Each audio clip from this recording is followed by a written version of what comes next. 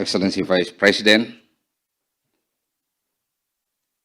ambassadors, my special attention to my colleague, my dear colleague, Dr. Hasan Wirayuda. During the process of negotiation, he actively equipped me with technicality. So please accept my heartfelt thanks for Hasan. Pak Malik, my counterpart, the man who always cool outside and inside the room and never argue, but always give a thought, even if we had a different thought. Never lose temper. This Pak Malik Mahmud. I appreciate that. Ladies and gentlemen, when I started, Pak Yusuf Kalla say, Hamid, are you married? Say, of course I'm married. It is very unfortunate that you married. Say, how come you say unfortunate to me when I'm married? And I say, if you are not married, then I will arrange a marriage with a Chinese girl.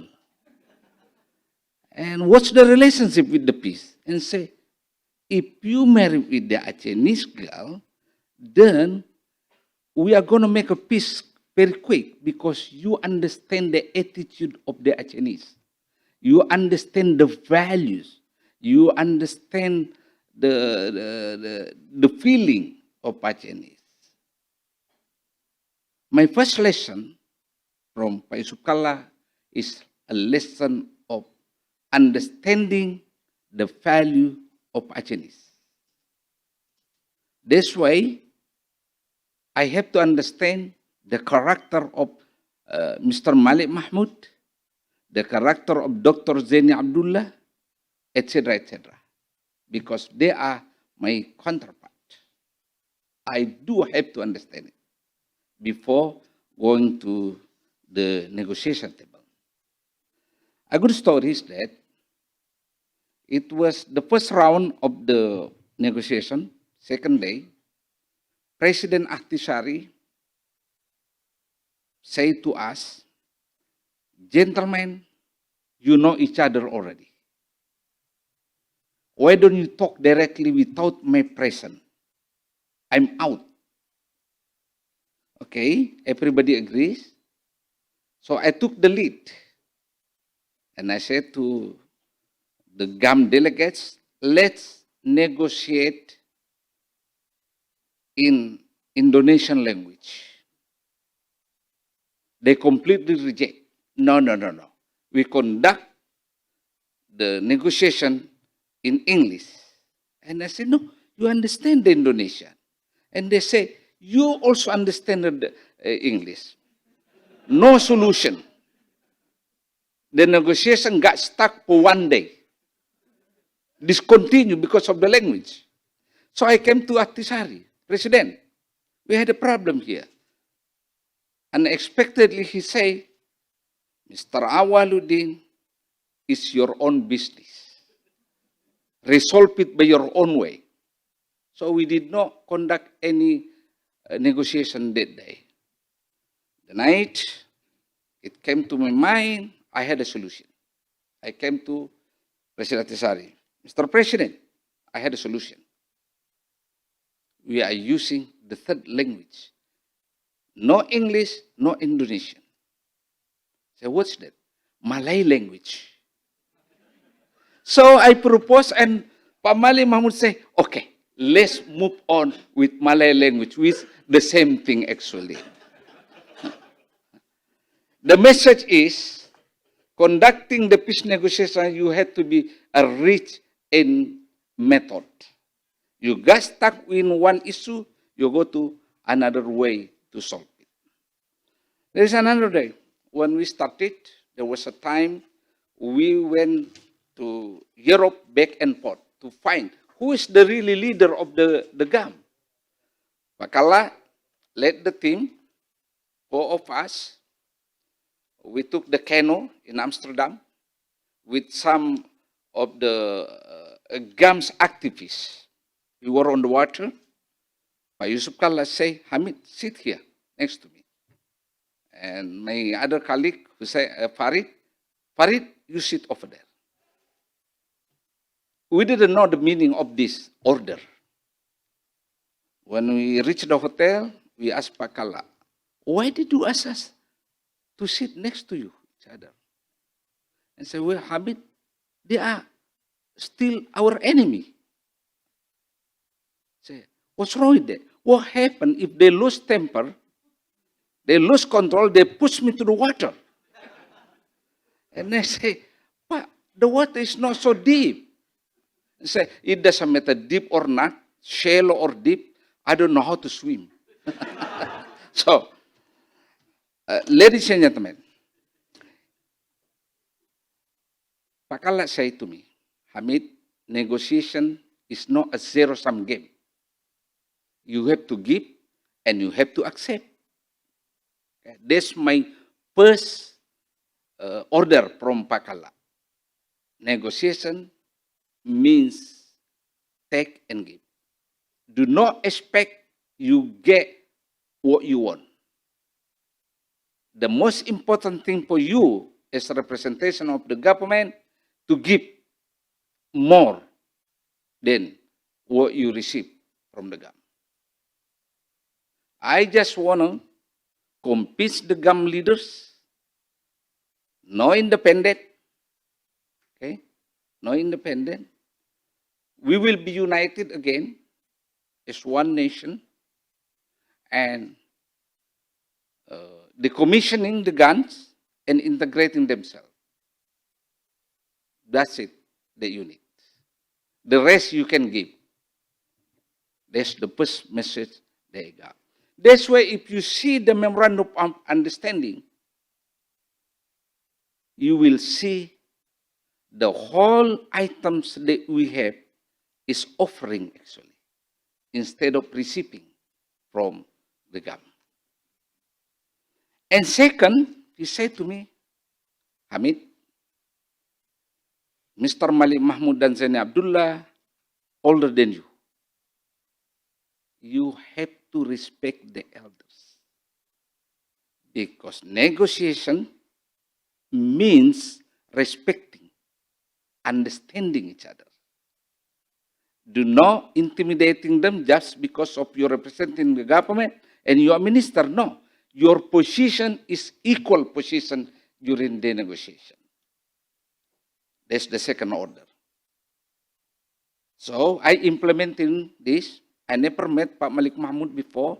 The first day of the first round, their delegates welcomed and greeted by President Atisari coming into the room. And after they sit on their seats, my delegates are welcome. Instead of going to my seats, my other delegates went to the seats. I didn't go. I turned around and I approached the bench for Pak Malik Mahmud seats. Apparently this method touched their heart, because on the second round of the meeting, we were walking outside in the middle of the snow. Three of us, Pak Malik, myself, and Dr. Seni, Pak Malik said to me, Pak Hamid, we will make this. Oh, thank you so much, Tengku. I know, because you give us dignity. Okay, thank you so much. What makes you say that, Tengku Malik? And he said, you remember the first day? You approach us. You give us a dignity. You keep our pride. A small technicality, but it's really meaningful to touch the heart of Pak Malik Mahmud. That's the first clue that I got that we would make the peace, simply because the way how I enter the room. The second clue that I got, the third round, again, we walk outside, three of us, And I didn't put my overcoat. I got very cold outside. Malik Mahmud put overcoat. He saw me getting cold, shaking my head, and he put his overcoat toward my body and he said, Hamid, you have children? I say, yes, I do have 2 children. And Pak Malik Mahmud say, I have a granddaughter that I never met. I miss. Pak Hamid, I miss home. He said to me. I didn't see home for so long.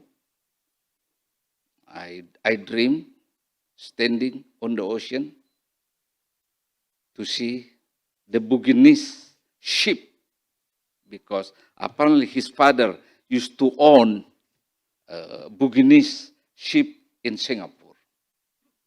And he said to me, Hamid, can you make it, please? I want to go home. Very quiet. Tranquility is there, was there. And he turned around and say, all depend on you, Tengku Malik. And he said again, no, depend on you. We shake each other, and he turned around. I saw his tears came out, and wiping with handkerchief. After that, I called Pak Yusuf Kalla. Pak Yusuf Kalla, there is a drama here. What? Pak Malik told me he missed home. And Pak Yusuf Kalla said, Hamid, leave whatever you are doing now. You go to take ablution and pray, thanking God. We are going to make it. Believe me. Pak Yusuf Kalla said, believe me, we are going to make it because he missed home. That's the second clue that I got to make me more optimistic. Ladies and gentlemen, Pak Yusuf Kalla always say dignity. There is in the paragraph and the preamble of the MOU a magic word, a dignity for all. It came from Pak Yusuf Kalla actually. You have to dignify people. As implementation of this, when we release all of the former combatants who were in our prison, we release based on the MOU. The detainees and the prisoners. 2,700 throughout the nation. Yusuf Kalla say, Hamid, I don't want to see one of them as handcuffed. They are free men. And second, you have to transport them from the prison in Java, in elsewhere, with commercial flight, not military flight. Like when they were brought to Java, you really have to dignify them as a free man. The problem is, I have to register them because the transportation cost, I have to be responsible for it, right? And I have to release them. On the night day after the release, I got phone call from Malang. Mr. Minister, some prisoners here from Aceh don't want to go out. They want to stay. Why? Because you require them to sign a paper with transportation, etc. They thought that I had to push them to declare they surrender. I reported to the Vice President, there are some people don't want to go out, they want to stay in a prison. What do you think? The Vice President, Hamid, grow up, man. You are a minister.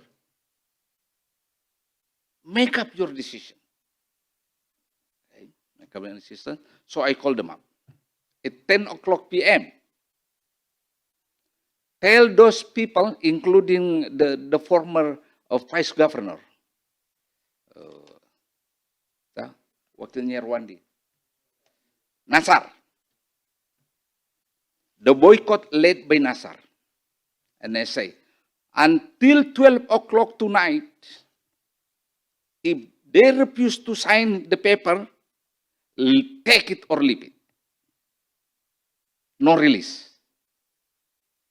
About 11:30, I got phone call from the prison. They finally signed it. So I report in the middle of the night to Pak Yuka, Pak Yusuf Kala, Hamid, you pass with magna cum laude. Okay. There are some, now, some of the leaders in Bandung, including my dear friend Kamaru Samad, the story goes as well. Pamali Mahmud insists that those people who were being imprisoned in Bandung should be taken to Finland to be part of the delegates. 7 of them, including Kamaru Samad. At the time when Pak Mali Mahmud request, I didn't say no. I said, sure, we'll do the best.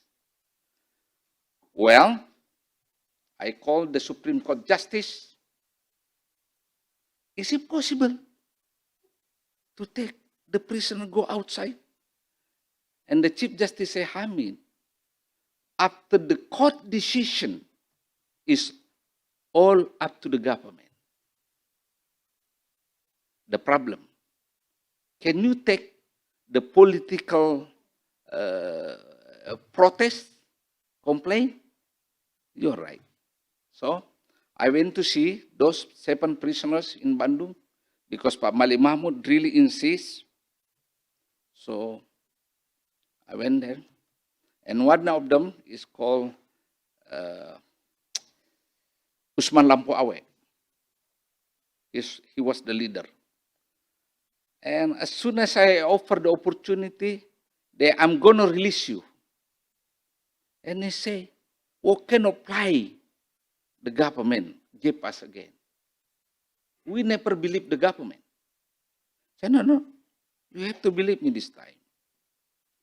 And I say, it doesn't make sense. We were sentenced by your court for 18 years. We just undertook it for 2 years. We still have another 16 years. I said, no, I'm going to make it 0 years. And I said, well, thank you very much. And I gave the phone to call Pak Malik Mahmud. There I met them already. A couple of days, this is the key.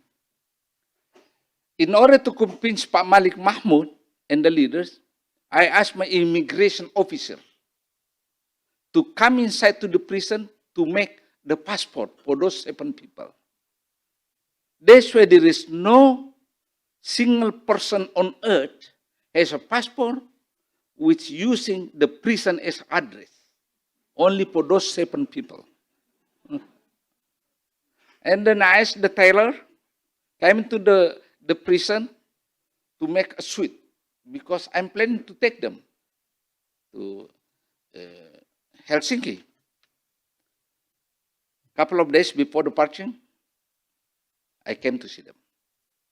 Gentlemen, do you want to be released permanently or only for a couple of days? And they say permanently. Aha. Hear the story. If I take you now, you may not be released permanently because politicians will make a noise. It's up to you. And they say, well, Mr. President, we are seeking opportunity to be released permanently. Well, you have to convince your leaders. They have to put the effort already. Say, sure. And they call Pak Malik Mahmud. Pak Malik Mahmud, it's better that we don't go. We don't go. Because we are seeking opportunity to be released permanently. And I said, my face to Pak Malik Mahmud, I'm gentleman, I keep my word. So we didn't take. But after being released, Pak Yusuf Kalla can call me up. Hamid, you remember your promise? You promised them to take them to Sweden, to Finland. Now they are released. You have to fulfill your promise. Bring them now. Finally, we brought them to see you in Sweden. We keep our promise, but not at the time. The lesson that I got from the Vice President, keep the promise. You may postpone it, but do not forget the promise. Do it. So we did it, Pak Malik. Gentlemen, I need to continue the issue that Pak Yusuf Kalla addressed regarding political party. President Ahtisaari, on purpose, postponed the issue to be discussed because he knew it will be the most sensitive issue.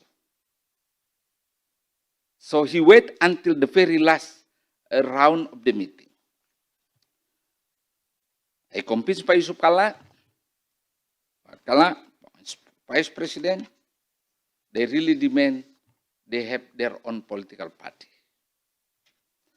And Vice President play a tactic.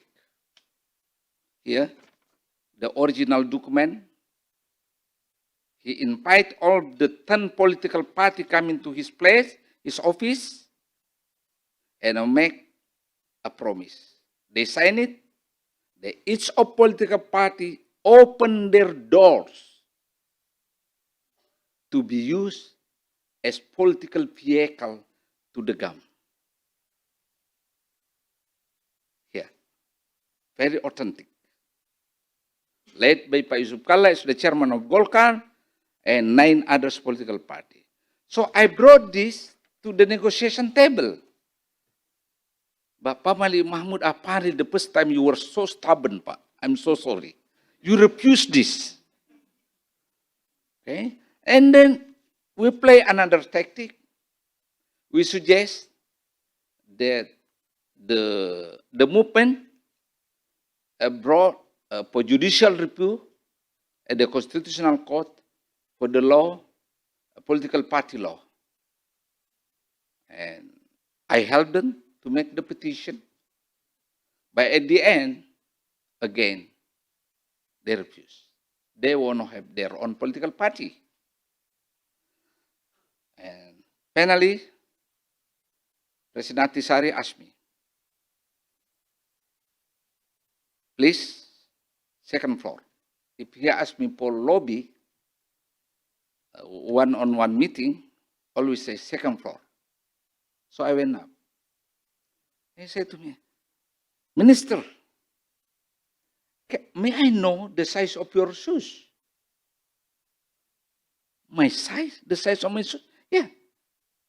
It's very small, Asian size. He said, can you take off your shoes? So I did take off my shoes. And he did take off his shoes as well. And asked me to put my feet inside his shoes. He's a big guy. It didn't fit. When he put his feet on my shoes, also don't fit.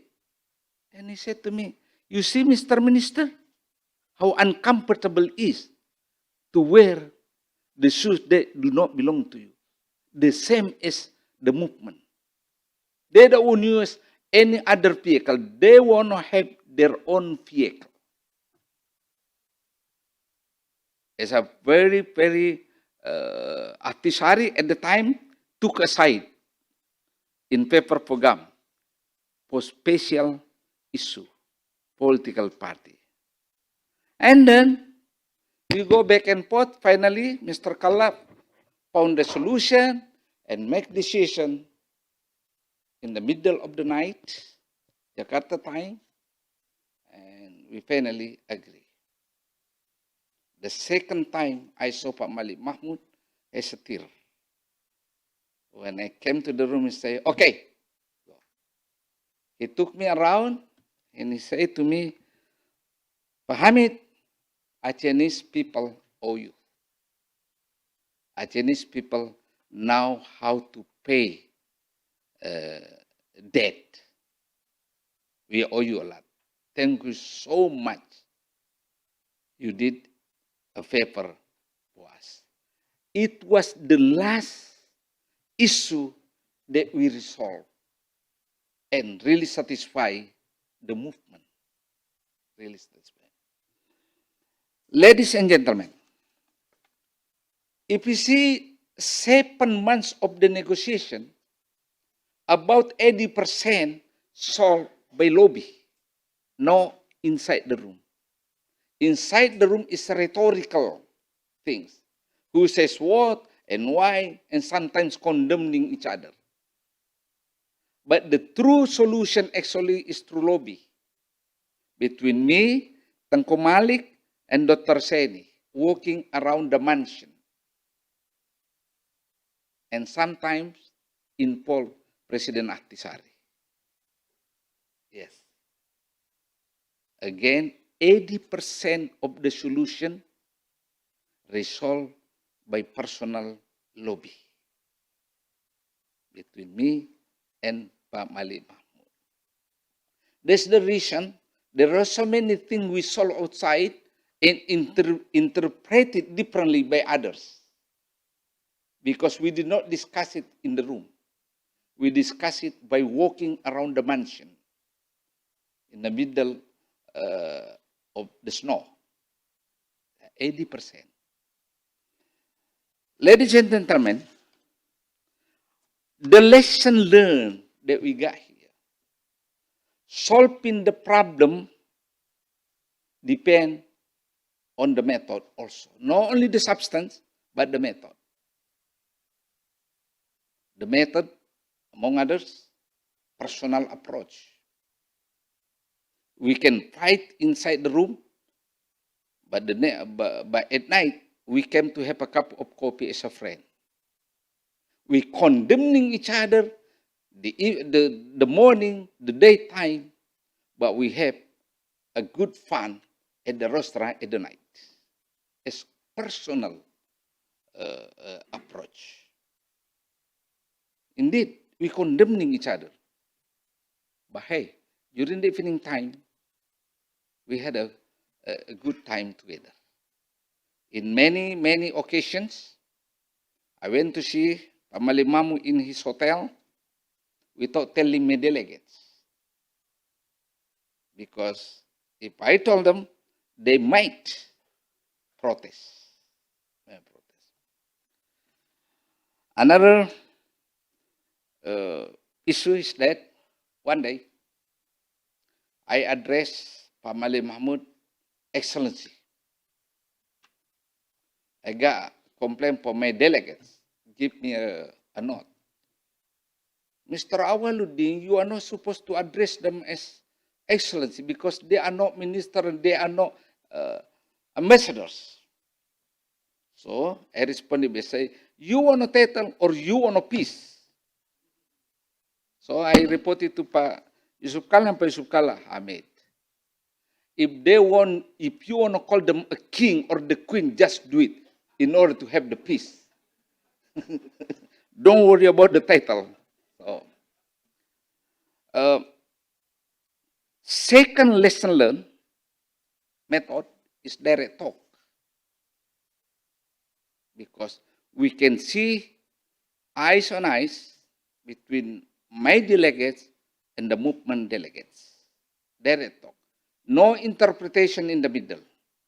No interpretation in the middle. The third, high secrecy.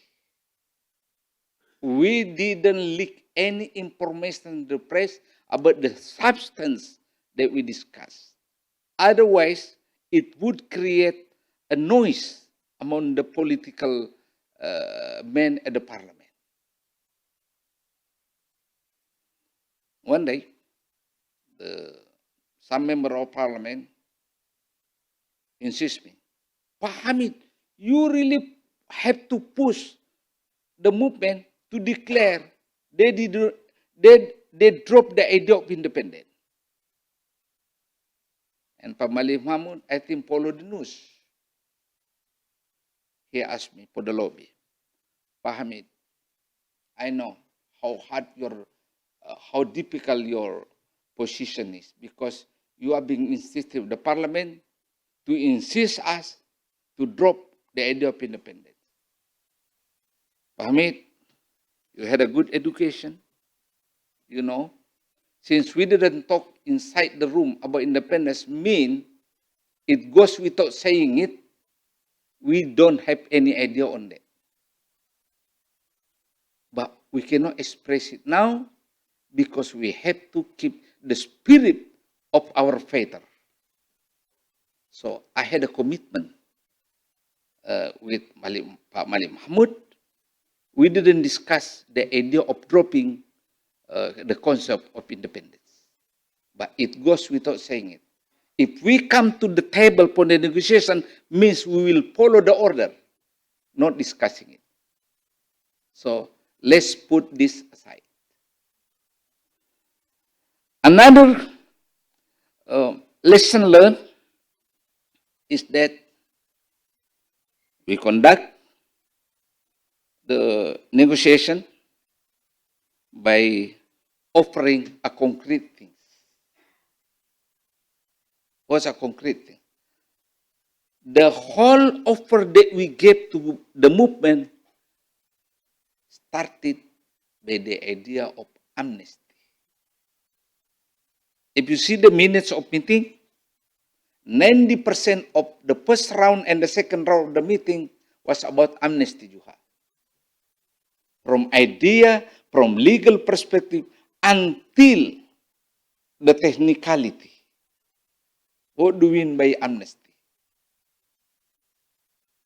And apparently President Atashari know that it was my area as minister who is responsible for amnesty. He let me talk a lot on this issue. The vice president at the time had idea. You have to prioritize the offer on amnesty. Why? Because it related to the leaders of the GAM, their status. Tangko Malik, Aseni Abdullah. They live outside for years, so they need returning home. And the only way you can bring them home is by grant them amnesty. So it's direct impact to themselves. So we did this on purpose. We prioritize discussing the idea of amnesty because this is the gate where the peace will be achieved. Drop the status of crime, drop the status of being suspect, etc. Everything will be wiped with the concept of amnesty. We did it on purpose. Put it as high priority. And thanks God, we did it very well. Everything was in order. And finally, ladies and gentlemen, the main lesson learned, whenever and wherever the conflict came up, the state, the government must take a lead to stop it, either horizontal or vertical. Because usually parties who enforce politics had a high pride and a high pride to stop it. All of the people who get involved in physical conflict always using zero-sum game. With this position and attitude, state government must take a lead to stop it and to achieve peace. This is the highest level of lesson learned that we got from the Aceh conflict. We have to do it. And finally, and I need to record again the Acehese proverb, which I quote in my speech, will be Paprang tan reda, dan which means there is always a time for rain to stop, and there is always a time for war to end. We end the war in Aceh. Thank you.